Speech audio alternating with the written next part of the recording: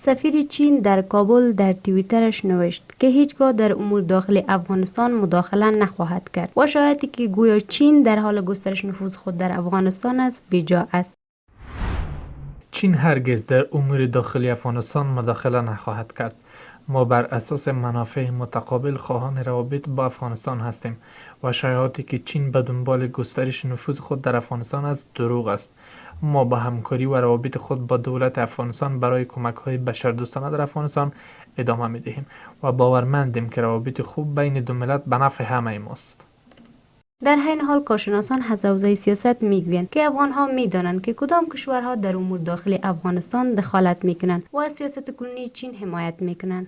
دا چې د افغانستان په هکله بعضې ګنګسي دي چې چین د افغانستان په داخلي مسایلو کې ګوتې وهي، دا باید په صراحت ووایو چې هغه هیواد چې د افغانستان په اقتصادي چارو کې په دغه خاص شرایطو کې چې موږ ورسره مواجه یاستو او اسلامي امارت د خارجي ملکو له خوا نه په رسمیت نه ده پیژندل سوی او گویا پیسې یا اکاونټونه بلاک دي، حاصل قیاس سیستم د بانکونو فلج ده.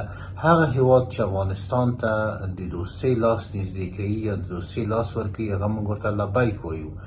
افغانستان ولس ټول په دې پوهېږي چې اوس داخلي چارو کې د افغانستان کوم هیوادونه مداخله کوي او کوم هیوادونه د اقتصاد په هکله موږ ته لاس راکړی.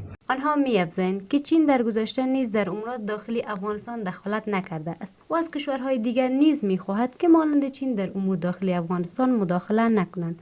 نو افغانستان د چین ګاونډی دی، د افغانستان په چارو کې په دې 3 کال کې هیڅ نه د مستقیم مداخله نه دی کړی، اما د افغانستان په وضعیت کې بې تفاوت هم نه و. حتی د شوروي په وخت کې کوشش کول چې ازادي غوښتونکو سره کومک وکړي، یعنې مجاهدین سره هغه ژغورګر چې شوروي اتحاد و هغوی سره کومک نه کول.